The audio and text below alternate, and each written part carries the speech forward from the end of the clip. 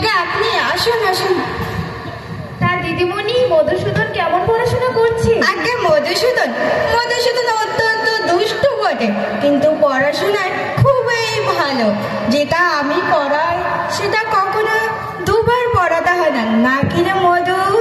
হ্যাঁ দিদিমণি।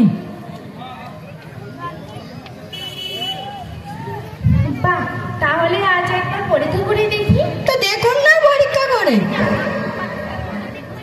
কাল ওই মাস্টার মশাই আমাকে এমন মার মেরেছে, আজও পিঠটা চটচট চটচট করছে। কি ব্যথা! কিন্তু না, আজ এর শোধ আমি তুলবো। আজ এই দিদিমণিকে আমি তাড়াবো। শোন রে মধুসূদন, পড়ানো সব পড়া মনে আছে তো? হ্যাঁ মা, মনে আছে। তাহলে বলতো উদ্ভিদ কাকে বলে? উদ্ভিদ তো যা মাটি ঘুরে বের হয় তাকে উদ্ভিদ বলে। এর একটা উদাহরণ দে দেখি। উদাহরণ? এই কেঁচো। কি বললি? আহা রসুন, এখনই কিছু বলবেন না। এবার কি ধরা যায়? আচ্ছা বাবা, তুই পদ্মপাঠ করেছিস? পদ্মপাঠ? হ্যাঁ করেছি। কানুনে কি ফুটে বলো তো দেখি। কানুনে কাটা। হ্যাঁ, কানুনে কাটা ফুটে। এই শিখে বলবেন করে। এবার কি ধরা যায়?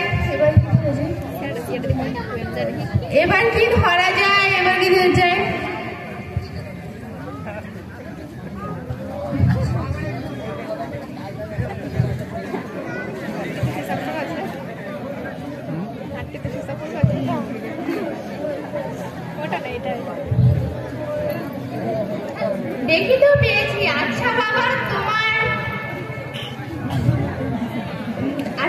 বলো তো, সিরাজউদ্দৌলাকে কে কেটেছে? ইতিহাস কি বলে? কি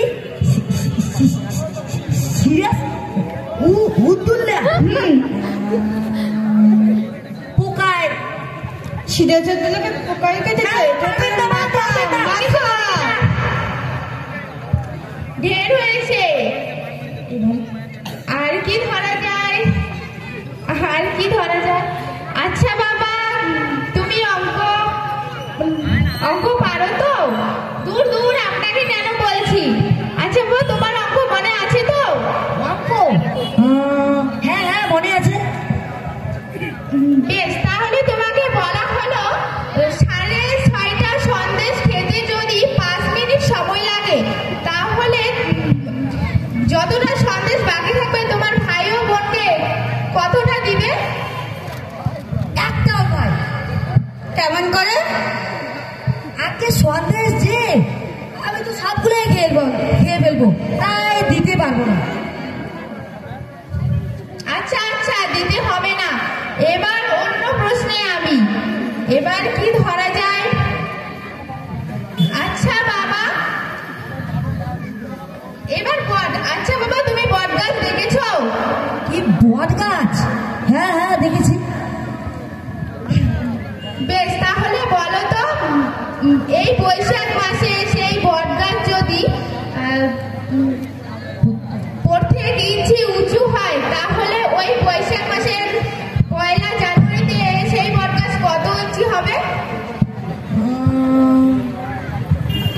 হ্যাঁ, মনে পড়েছে। যদি সেই বট গাছ বেরিয়ে পড়ে তাহলে ঠিক বলতে পারবো না। আর হ্যাঁ, আর যদি সেই গাছ বরাবরই সোজা হয়ে দাঁড়ায়, তাহলে এই মেপে দেখলো। আর হ্যাঁ, যদি সেই বট গাছ একবারে ঝুঁকিয়ে যায়, তাহলে ঠিক বলতে পারবো না।